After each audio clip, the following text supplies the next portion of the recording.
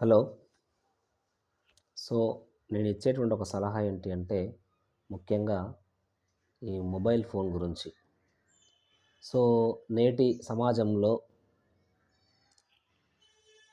Education అంటే, ఒక job చేస్తున్నటువంటి వారు కావచ్చు, లేదా విలేజ్‌లలో ఉన్నటువంటి వాళ్ళు కావచ్చు.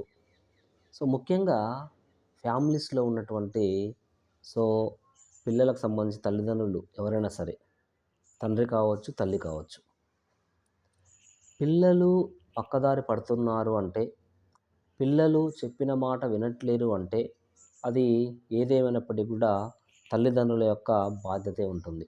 అది ఇక్కడ ఈ తల్లిదండ్రులు కూడా గమనించాల్సిన విషయం ఏంటి అంటే ముఖ్యంగా మొబైల్ ఫోన్ అనేటువంటిది తెలియకుండా మన జీవితంలో ఒక భాగం అయిపోయింది. అయితే మనకి ఇంట్లో ఏ సందర్భంలోనైనా ఫ్రీ టైమ్ దొరికింది అంటే పిల్లలు మన ముందే ఉంటారు. పిల్లల్ని వాడిని సడెన్‌గా ఏదైనా అడిగితే అలా ఒక మాట అనేసి మనం, మనం ఫోన్ చూస్తూ ఉంటాం. నేను అందరికి సంబంధించి చెప్తున్నది. తల్లి కావచ్చు, తండ్రి కావచ్చు. ఒకటే బిజీ. ఎవడో పెట్టుకున్నటువంటి వాట్సాప్‌ని ఓపెన్ చేయడం, ఎవడో ఏదో మెసేజ్ పెట్టడానికి దాని గురించి తెగ ఆలోచించడం. సో, నీ చుట్టూ నీ నీ పరిసర ప్రాంతాలేంటి? నీ ఇంట్లో పిల్లలు లేదా ఉన్నటువంటి కుటుంబ పరిస్థితి ఏంటి? లేదా నువ్వు చేసేటువంటి పని నువ్వు అలసిపోయి వచ్చినప్పుడు తీసుకోవాల్సిన రెస్ట్ ఏంటి? సో, ఇవన్నీ పక్కన పెట్టి పదే, పదే, పదే మొబైల్ ఫోన్, మొబైల్ ఫోన్ గంట సేపు వదిలేసి మీరు చూడండి ఒకసారి. నేను రియల్‌గా మీకు చెప్తున్నా ఎవరైనా సరే 1 అవర్ ఇంట్లో ఉన్నప్పుడు ముఖ్యంగా ఇంట్లో ఉన్నప్పుడు 1 అవర్ మీరు మొబైల్ ఫోన్ పట్టుకోకుండా ఉండండి. తల్లైనా సరే, తండ్రైనా సరే. నేను అందరి గురించి చెప్పట్లేను. చాలామంది కష్టపడుతూ వాళ్ళ పని చేసుకుంటూ పోయేవాళ్ళు చాలామందున్నారు. కానీ సో, ఆ చాలామందిలో ఇలా ఇక్కడ గూడా చాలామంది ఏంటంటే, చాలామంది ఇదే పని చేస్తూ ఉన్నారు. మొబైల్ ఫోన్ తోటి టైంని కంప్లీట్‌గా వేస్ట్ చేసి, దాంతో పాటు ఏంటంటే, సో, ఇతర వాళ్ళు పెట్టుకున్నటువంటి స్టేటస్‌లు, ఈ వాట్సాప్‌లు ఇవి చూసి అనవసరంగా వీళ్ళ మనసు పాడు చేసుకుంటున్నారు. ఎవరో ఏదో పెట్టారని మనం దాని గురించి ఆలోచిస్తూ ఎంత తలనొప్పి. దయచేసి నా సలహా ఏంటి అంటే పిల్లలకి సమయం కేటాయించండి. మీరు రిలాక్స్‌గా ఉండండి. మీకు మీరుగా రిలాక్స్‌గా ఉండండి. అవసరం మేరకే మొబైల్ ఫోన్‌ని వాడండి. అవసరం మేరకే మొబైల్ ఫోన్‌ని వాడండి. ఎవడో షేర్ చేసిన దాన్ని మళ్ళా మనం షేర్ చేసి, ఆ షేర్ చేసింది ఎంతమంది చూసిర్రని ఇలా రకరకాల సమస్యలతోటి మీ యొక్క మనస్సుని పాడు చేసుకోకండి.